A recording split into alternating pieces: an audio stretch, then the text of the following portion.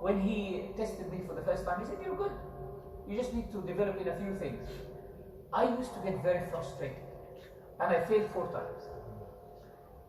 2 of them I deserved to fail, and 2 of them I was very upset. I was very upset at the and we know what happens in driving centers. They fail you because you need to come back. But subhanallah, at the 5th time, which was on a day of Jum'ah, and which I passed actually, and every time I would just like fail for like 1 serious and 2 minor. But I used to get very frustrated, possibly because I wasn't accustomed to failing. That's one thing. Possibly because I used to feel very wronged and offended. The person has failed me unjustly. Possibly loads of other things.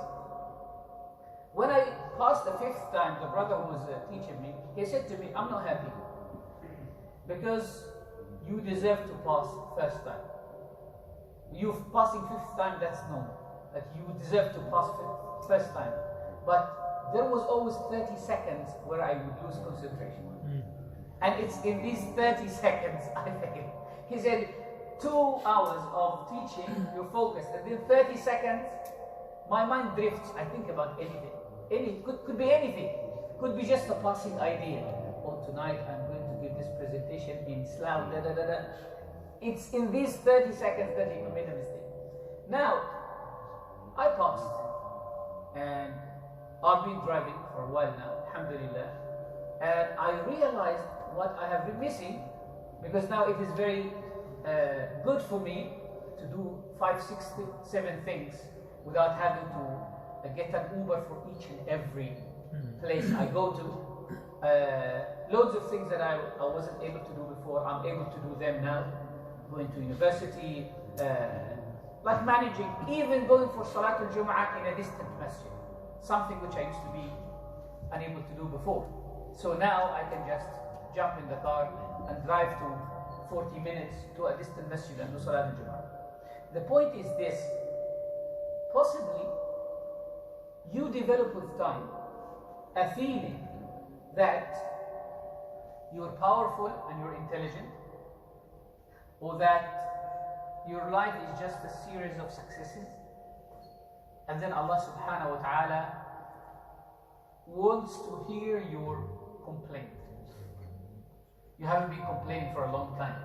You haven't been applying for some help for a long time. So Allah subhanahu wa ta'ala crushes you so that you come back and say, "Well, can I get some help, please?" I think that is one of the meanings why we learn the names of Allah subhanahu wa ta'ala. And actually this meaning, I want you to focus on this meaning, because this is a theme of what we'll be discussing today. It's overcoming our weaknesses as individuals, because definitely there are challenges that face us in life. And as individuals, we cannot overcome them. How can you change a habit that you developed over years? You cannot change that. Sometimes you have a sin that you commit in private, that you've tried and tried and tried and tried and tried of overcoming it, and every time your nafs, your ego fails you. Then you just go back to Allah subhanahu wa ta'ala and say, "Well, I've tried my best. I leave it to you."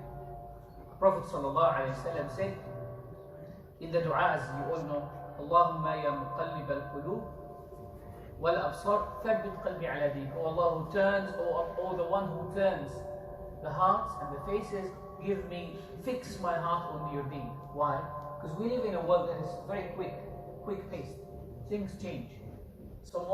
Loyalties nowadays are not certain. So, overcoming our weaknesses through the names of Allah subhanahu wa ta'ala, opening the doors through the names of Allah subhanahu wa ta'ala, reinvigorating our faith. It gives us hope. If you know that Allah subhanahu wa ta'ala is Al-Fattah, as we will see the name today, the one who opens everything, that gives you hope. That regardless of how many times things might be closed, that there will be one day where they will open. Realizing such names in our relation with others, that's a very social thing. For example, the name of Allah subhanahu wa ta'ala, Ash-Shakur, the one who deserves to be thanked, or the one who is thankful. It teaches us how to be grateful to people. That's a meaning that we lose. After 20 years of marriage, you take it for granted that your wife has to cook or has to take care of you. Or even in the very, very simple, basic, intimate relation, you think that it is your right. So you forget to be thankful to your wife. Just take a step back and think, if your wife had a disease or a problem, medical problem, and she's unable to fulfill that, how would you go about that? You would be stressed. So you should be thankful. You should at least thank her, and she should thank you. She should thank you for working hard to provide, and you should thank her for working hard to maintain the family. Thanking your children for being good children, or for being the children they are. They don't have to be good, by the way. Because, by the way, subhanallah al-azim, I've been saying this to my students for the last 10, 15 years. I've been saying to them, if you want to compare yourself to yourself. Don't compare yourself to somebody else. Always compare yourself to yourself. Compare yourself to yourself 2 years ago. Then you will see that you've developed. But you compare yourself to somebody else, you will never develop. That was like a slogan I have always been throwing in the face of the students. Until recently, one of my students said to me, Sheikh, have you come across a book called The 12 Rules of Life? Has anyone come across that book? By a man called something Peterson, George Peterson. This is kind of a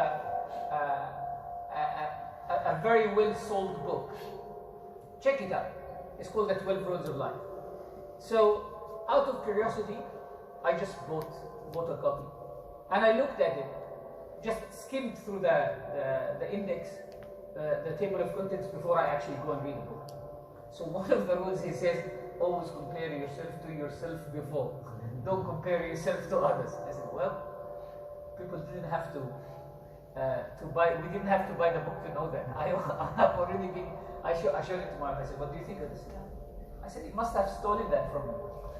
So realizing that such names, that thing of being thankful for who you are is a great blessing, because it gives you motivation to do better.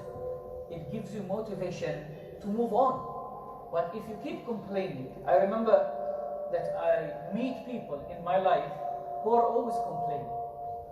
And I say to them, you know what? You will never enjoy what you have, because you're always dissatisfied.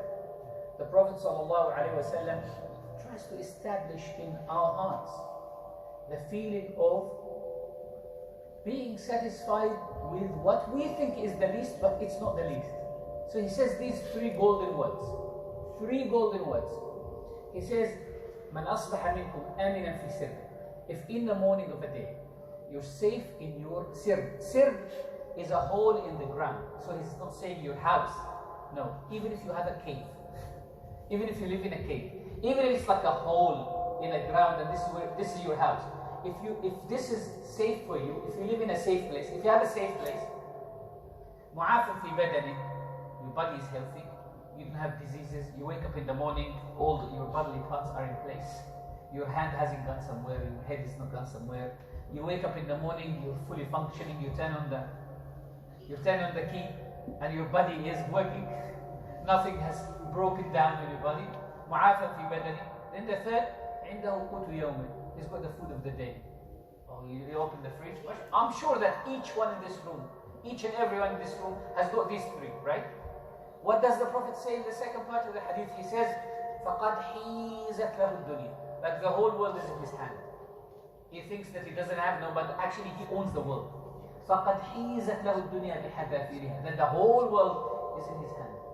If you have a safe place to live, a roof on top of your head, you're safe in your body, you're well, and you have food, which we call safety or security, well-being, and food of the day, social and physical and spiritual. You're not afraid of not having food, and you're not afraid of illness, and you're not afraid of enemies. I'm sure that everyone has that, but still people complain. So the names of Allah teach us this. So over the past few years, alhamdulillah, these are the names that we've covered: Ar-Rahim, Al-Ghafoor, Ar-Rahman, Al-Bari, Al-Musawwir, اللطيف الكبير الكريم المجيب العليم الولي التواب الصمد الوارث. This year we'll be covering 4 names only: Al-Qahar, Al-Fattah, Al-Khafid, and Al-Muqtadir. These 4 names, 3 of them we normally look at the names of Allah subhanahu wa ta'ala from different perspectives. Sometimes we look at it from the perspective of, is this a name of majesty or is this a name of beauty? Some names of Allah subhanahu wa ta'ala has majesty in them, and some names have beauty in them. But sometimes the percentage is like 60% beauty, 40% majesty. So what is the point of having a name that's full of majesty? Is that you connect to it. It humbles you down. Some names are of beauty. For example, the name Ar-Rahim is a name 90% beauty. But Al-Qawi, strength, the strong one. Some people might think that this is majesty. Well, it's majesty and beauty. Part of it is, if you look at power and strength as something that's of beauty, yes, because when you see something weak, when you see something unable to stand, when you see a kind of a weakness in character, that's not beautiful at all. So the names that we have this year, 3 of them are actually names mainly majestic names, and one of them is a name of beauty, mainly the name Al-Fattah. We will go directly to it. The first one of these names is Al-Qahhar. One of the names of Allah subhanahu wa ta'ala is Al-Qahhar. Allah subhanahu wa ta'ala normally attaches this name of Qahr, Al-Qahhar, to the name Al-Wahid, the one. Al-Wahid, Al-Qahhar. Wahid means the one. And Qahhar has different meanings. One of its meanings is the one who conquers. What's the name of the capital of Egypt? Cairo. What's the name in Arabic? Qahira. Qahira. Why is it called Qahira? Does anyone have an idea? Historically, they used to call it Qahira because it always subdued any conqueror. Like when the Tatars, they came to, they took over the Abbasi Caliphate, and they took over Syria and the Levant, and they came to Cairo. They were defeated by Qutuz. When the Crusaders came, they were defeated by Salah ad-Din in the Battle of Hattin. So basically, historically, they said all the victories of Islam in the last few centuries all emerged from Cairo. So the Al-Maghul wal-Salibiyin, the Crusaders and the Tatar, were possibly the biggest threats. Even when Napoleon invaded Egypt in 1798, that's not long ago, he landed in Alexandria and he came all the way down to Cairo. He stayed in Cairo for a year. He arrived in 1798 and he had to leave in 1801. So 3 years only. Napoleon himself stayed for 1 year, and quickly he heard that the revolution, the French Revolution, was kind of being reversed back in France, so he had to come back. And then he ended up in St. Helena. If people are aware where St. Helena is, it's off the coast of South Africa. And then after Napoleon, he appointed another general called Kilibar. And Kilibar was killed within a year by a student in Azhar who originated from Aleppo in Syria, Sulaiman al-Halabi, and they killed him afterwards. And then after Kilibar was killed, they appointed another general to be the overseer of the French expedition, and he accepted Islam. He accepted Islam. His name is Abdullah Mino. His name was Mino, and he converted to Islam and married an Egyptian Muslim lady called Zubaydah. And then he departed after total of 3 years.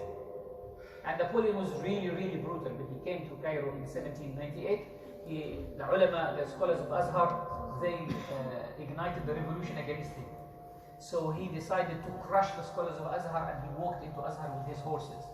and they tied the horses into the masjid itself, and allowed the horses to release their manure in the masjid. It was like a big mess. So they said that Cairo managed to subdue Napoleon and send him back. Anyone who came over history, they used to call Cairo Maqbarat al-Ghuzat, the graveyard for conquerors. It's a graveyard for conquerors. That's actually known. And there is another name for Egypt. The Prophet ﷺ named it with. He said, Kinanatullahi fil ard. Kinana is the arrow's bag. Is the bag that you keep the arrows in for archery. So the Prophet ﷺ called Egypt the Kinana. It's known as Misr al-Kinana, Egypt the Kinana. Kinana is that arrow bag.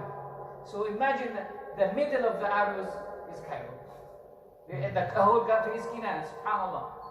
Anyway, that's why Cairo is called Qahira, right? Because it has subdued all its enemies. So the name Al-Qahhar comes from this word Qahara.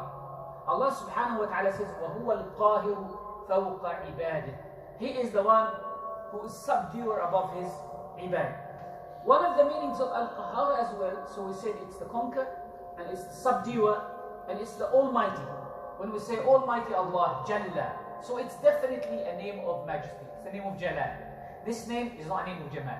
It's a name of Jalal. It's a majestic name. It's not a name of beauty, because no one will think of conquest or subduing or might as something that is beautiful. It's something of strength. So what is the benefit of the... They say that the meaning of Qahar is the one who breaks the power of his enemies. The meaning of the word Qahar is the one who can break the power of his enemies. And the one who humiliates his opposers.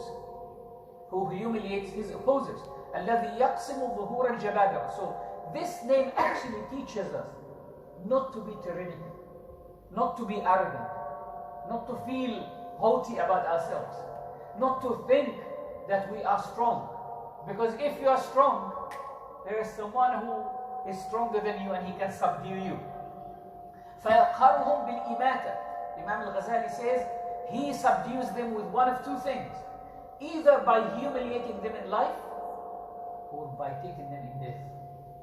Because yes, you might think Allah has not humiliated so and so king, such and such king. He lived a long life, he was very strong, but hasn't death humiliated him? It did. What did he manage? Did he manage to escape death? He couldn't. Allah subhanahu wa ta'ala gives us examples, amazing examples in the Quran, as instructions and admonitions for us and as admonitions for the people upon whom the Quran was revealed. So Allah subhanahu wa ta'ala tells Quraysh that in terms of achievement and civilization, the people of Arabia did not have great achievements. They didn't build palaces, they didn't establish pyramids, they didn't have a great civilization. But the people who had civilization before them, they were subdued. So Allah subhanahu wa ta'ala says, Surah Al-Fajr, أَلَمْ تَرَى كَيْفَ فَعَلَ رَبُّكَ بِعَادٍ. Haven't you seen what your Lord has done to the tribe of Ad? Who are Ad? They were people who were so huge that they could engrave in the mountains their palaces. Recently there was a program in the Saudi television. It's available on YouTube for people who can speak Arabic. It's called Ala Khuta al-Arab, on the footsteps of Arabs. This man Yahya, he's interested in history. So what he did, he used some geographical programs, apps, to locate the names and the dwellings of the old Arab tribes that existed before Islam. So he found the place where the tribe of Ad and Thamud used to live. The people of Thamud, they live in a place called Mada'in Salih. It's known as Mada'in Salih to this day. Mada'in Salih, the Mada'in of Sayyidina Salih. And it's not very far from Al-Madinah al-Munawwar. It's about 150 kilometers away from Khaybar. And Khaybar is about 150 kilometers away from Al-Madinah al-Munawwar. We were talking about 300 kilometers away from Al-Madinah to the north. If any of you has the ability to travel around what we call Saudi Arabia, it's a place nowadays called Al-Ula. Qaryat Al-Ula, the village of Al-Ula. That's where Sayyidina Salih used to live. So basically he went and he took videos of the place. You can see palaces, like real palaces engraved, and how they engraved them in the rocks in such a way that faces the wind to make sure that it is cold in the summer and it is warm in the winter. This is a whole ilm, this is a whole knowledge that doesn't exist anymore. It's traditionally known as ilm al-bagahanj, that they didn't have AC. So they used to create the windows in such a way that it gathers the wind and takes them to the underneath of the floor so that it cools down the houses. But how would they do that in the rocks? That's very, very difficult. So Allah subhanahu wa ta'ala says to the Arabs, أَلَمْ تَرَ كَيْفَ فَعَلَ رَبُّكَ بِعَادٍ? Haven't you seen what your Lord has done to Ad? إِرَمْ ذَاتِ الْعِمَادِ. They had the pillars. They had the palaces. الَّتِي لَمْ يُخْلَقْ مِثْلُهَا فِي الْبِلَادِ. Like there is nothing that was created like them anywhere. Meaning the palaces that they created in the stone, no one has seen something like that. You go to India, for example, they had a great civilization, but they couldn't engrave in mountains. They couldn't. The maximum they could do is engraving some statues of Buddha in the mountains of Afghanistan, and the Taliban started like making a fuss about it. The pharaohs, they were great, but they were not like Ad, because the pharaohs at the end, they cut the stones, they cut the rocks, and they put them one upon another. That's easy. That's not difficult. If I tell you, here's a mountain, I want you to cut a square shape, it's easy. But if I say, I want you to create an image of yourself into this mountain, that requires art, that requires talent, that requires a lot of work. How are you going to take an image and depict it? Like how long will it take an artist to make a painting of yourself?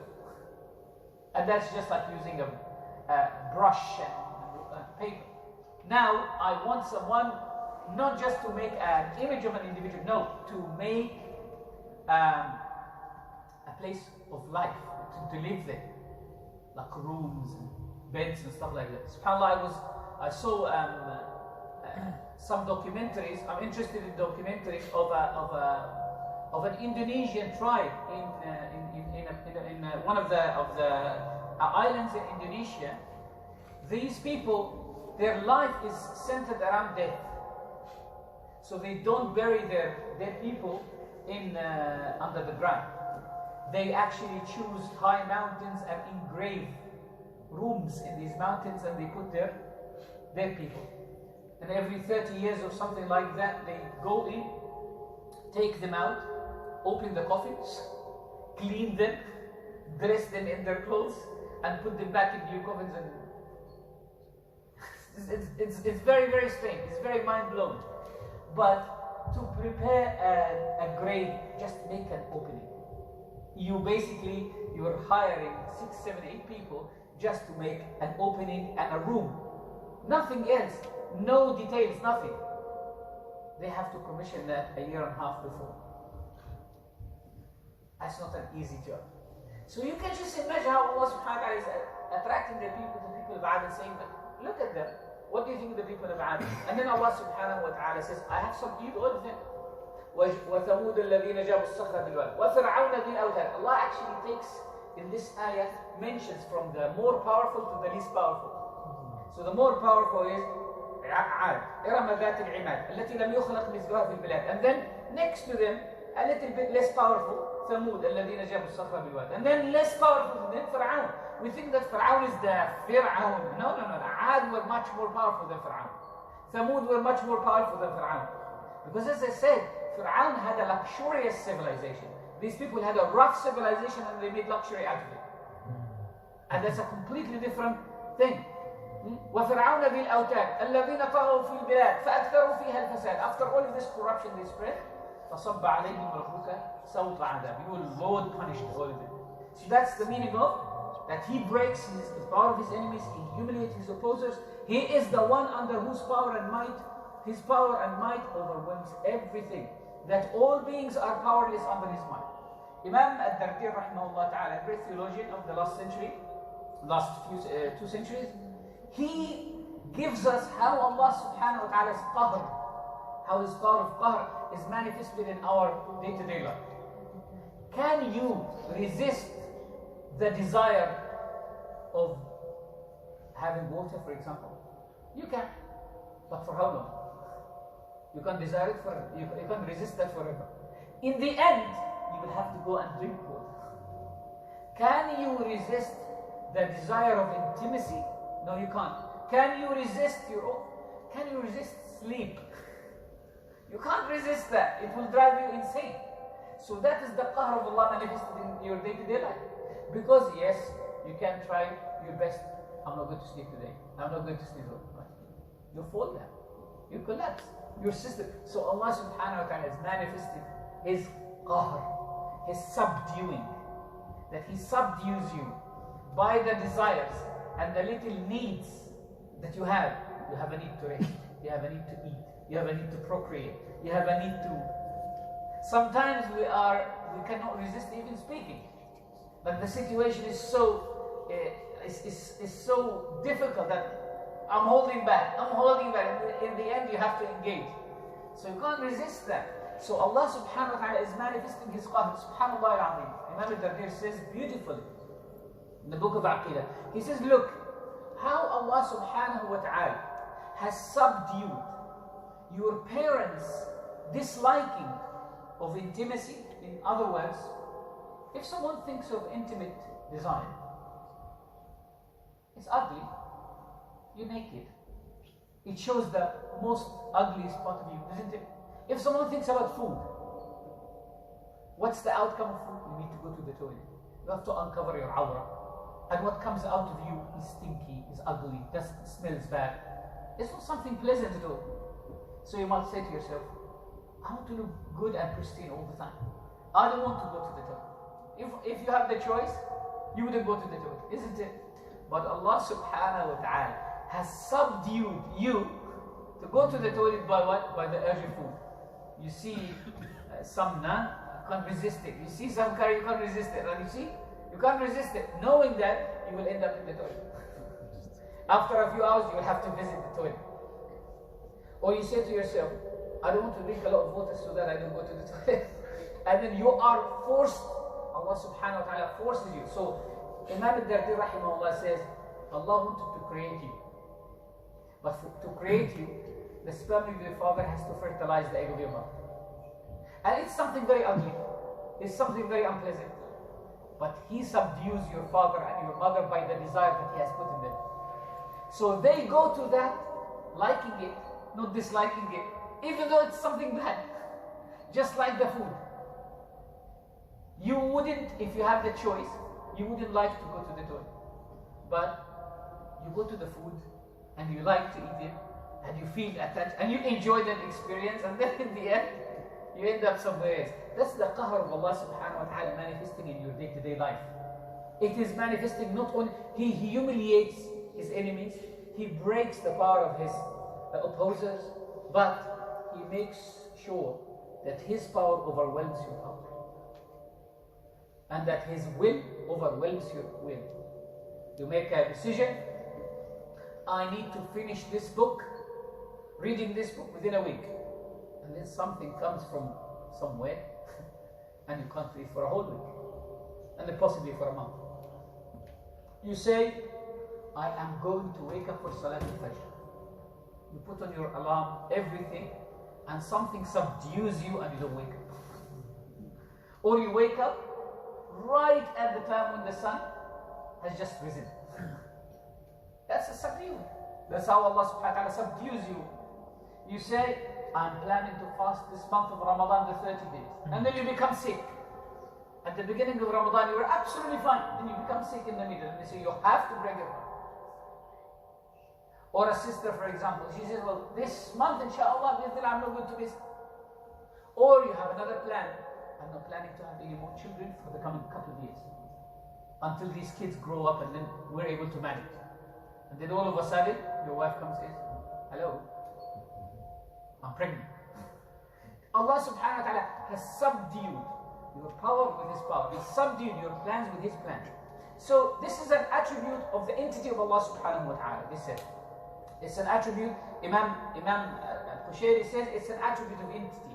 Yani, in other words, it means that Allah subhanahu wa ta'ala's power of subduing overwhelms any other power. Or it could be an attribute of the action, which means that the one who achieves what he wills for his creation against their will. If it's an attribute of action, it means the actions of Allah overwhelm your action. If it's an attribute of the entity, it means Allah is the controller of the universe. Full stop. In both situations, the difference is, if it's an attribute of entity, it is something that has been built in eternity and it's not changing. If it's an attribute of action, it means every time you do something, remember that Allah is Qahhar. So the outcome might not be what you've desired. So every time you engage in an action or in a plan or something, always leave a margin for that to be revoked. Shaqiq al-Balkhi, rahimahullah, says, when our plans come out the way we planned them, we're happy. But when they come out against the way we have planned it, we're happy 10 times. Because they happen according to a better plan. So our plans, they asked one of the Salihin, how do you know Allah? قال عرفت ربي بنقض العزائم. He says, I know my Lord when my resolution is revoked. I plan something, I plan to get into the 3 o'clock train to go to London. And I get to the taxi on time. But this, I get stuck right out the station. I can see the train leaving from the platform. Why? So that Allah is telling you. My mom used to say, we have a slang saying in Egypt. They say, "Ya musta'dil aqalak Allah." Like if you are in a rush, Allah will delay you. Ya musta'dil, if you are in a rush to do things, Allah will come and say to you, hey, calm down, calm down. You don't have to rush. There is nothing to rush for. Sometimes you feel, I need to do this, I need to do this, I need to do this. And something comes, breaks all your plans. SubhanAllah, breaks your plans and makes you take a completely different shift. So what's the share of human beings in that? One of the shares in that name is taslim, is submission. That we submit to Allah subhanahu wa ta'ala. We consign our plans to Allah subhanahu wa ta'ala. That you relax.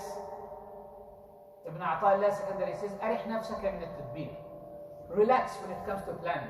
Why? فَمَا قَامَ بِهِ غَيْرُكَ لَا تَقُمْ أَنْتَ بِهِ لِنَفْسِكَ. For that which is being taken care of by somebody else, you shouldn't take care of it. Like planning your life, yes, you have a small plan. But you can plan only for a month or for a week or for a day. You can plan for a couple of years. But you can plan for your whole life. You don't know what is going to happen next. Well, actually, if you plan too much for a whole year, that's too much. Imam al-Ghazali, rahimahullah, this is the author of this book, he said, I wouldn't keep the food beyond 1 year. Meaning, he wouldn't keep a salary for himself, in today's terms, or he wouldn't think too much about what's going to happen after 1 year. Why? You don't know if you live beyond a year or not. That actually, if you cut your hope short, you're giving yourself some time. Yes, inshallah we'll have. I'll just mention one more thing, and then we'll go for a break. The second share of the name, brothers and sisters. So the first one is a relaxed one, is a beautiful one. The second one is actually a majestic one. The real connected individual to this name is the one who can subdue his own desires. You can subdue your own desires. Meaning, every time you want to talk and you have that desire to talk, you should ask and question yourself, is what I'm going to say of benefit to people or not?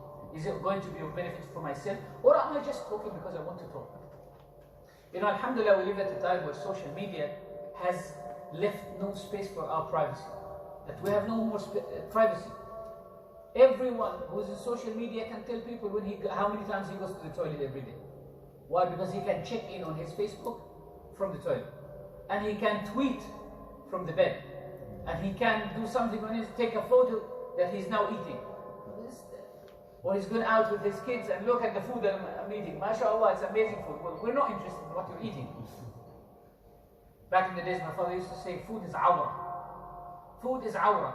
Would you take is awra. It's like when you go in the toilet. Would you take a photo of yourself in the toilet? You won't. So why do you take a photo of yourself of people eating? You don't need to. If you're taking a photo and a poor person will see that, his heart will be broken. If it is someone who doesn't like you, will leave an evil eye. If it's someone who likes you, he might say, oh, I wish I'm with them. Or if it's your mother, she might say, oh look, they're enjoying themselves with outdoor food. They don't like my food. If it's your wife, you don't need to do that. Anyway, the share of that is to subdue your desires. How? You don't need people to know that you can talk. You don't need to tell people that I talk eloquently. So you talk only when it's needed. You have a desire to think too much about the future. Work on that. Each and every one of us definitely has a quality that he's struggling with. Sometimes people have so much concern, so much worry, there's so much bother, they can't switch off. So possibly it's a time to switch off. It's a time every time your mind is about to move, you say, relax, relax. It is this conscious decision of subduing your desires, again, it's this conscious decision of subduing your desires that with time become unconscious and you will realize that you're relaxed. You look at our brother and say, MashaAllah, he's so relaxed. How did he become relaxed? He must have taken a decision many years ago to become relaxed. And over the years, he became. Right? There is something called dissonance. Dissonance is when you learn how to be thankful about something, or you reflect on something. You make a conscious decision. Every time I'm about to ask our brother a question that is not relevant, or it's not my business, I'm about to open my mouth, I say to myself, no, I'm not supposed to ask this question. What am I going to get if I get the answer? It's not my business. You know, after a little while, you will realize that you do that automatically. Why do you wake up at a certain time automatically? Why do you engage in certain things automatically? Why do you behave in certain ways automatically? As we started with driving, I'll complete with driving. Why do people who've been driving for 20 years do it even if they are doing 5, 6 things at the same time? It becomes what? A second nature. We need to turn our good qualities or the ideal standards of human morality into second nature. But that doesn't happen except by subduing the other ones.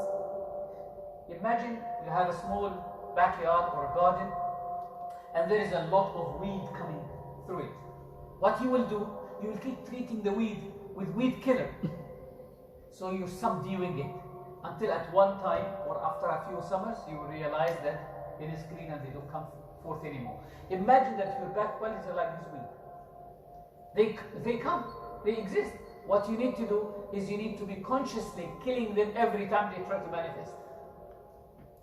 And that's only then you can say, قَهَرْتُ نَفْسِي. قَهَرْتُ, see? قَهَرْتُ نَفْسِي. I've subdued my ego. Now I can say, my ego is a tamed animal. It's a tamed animal. You know what a tamed animal is? It's an animal that's been domesticated. As Imam al-Busiri rahimahullah ta'ala says, وَالنَّفْسُ كَالطِّفْلِ إِن تُهْمِلْهُ شَبَّ عَلَى حُبِّ الرَّضَاعِ وَإِن تَفْطِمْهُ يَنْفَطِمُ. That an ego is like a child. If the mother who is breastfeeding the child gives her breast to the child every time he wants, he might be 6, 7 years and he still needs that. It's a habit. وَإِن تَفْطِمْهُ. But if she wins the child at the age of 1.5 years or 2 years, he will suffer a little bit, but he will be absolutely fine. Imagine if a mother keeps putting nappy on her children. They will be 5, 6 years and they still need the nappy. But if at a certain point she decides, yes, there will be a few accidents here and there, but after some time they will learn how to ask for the toy. وَإِن تَفْطِمْهُ يَنْفَطِمِ. And then Imam al-Busiri says, this is the last thing I'm going to say, فَاصْرِفْ هَوَاهَا وَحَاذِرْ أَن تُوَلِّيَهَا. Then beware of the desire. Beware of your desires. Every time it comes, the desire is not going to stop coming. But every time it comes, push it away. Push it away consciously. فَاصْرِفْ هَوَاهَا وَحَاذِرْ أَن تُوَلِّيَهُ. Beware of just following it blindly. إِنَّ الْهَوَى مَا تَوَلَّى. If you ever let it have a control over you, if you let it subdue you, not the other way around, you subdue it. If you let it subdue you, يُصْمِ أَوْ يَصْمِ. It will leave a mark on you. If you fall in something, you'll say, look, he can't control his food desire. He can't control this. Yusmi will leave you with a mark, will leave you with a stigma. You become diabetic. Why? That weakness in front of the... You become obese. Why? It doesn't have the... It's either personal or social stigma. Yusmi, right? Aw yasimi. That's yasimi. leaves a stigma. What's yusmi makes you blind and makes you deaf. So people say, oh, beware of this. I can't hear you.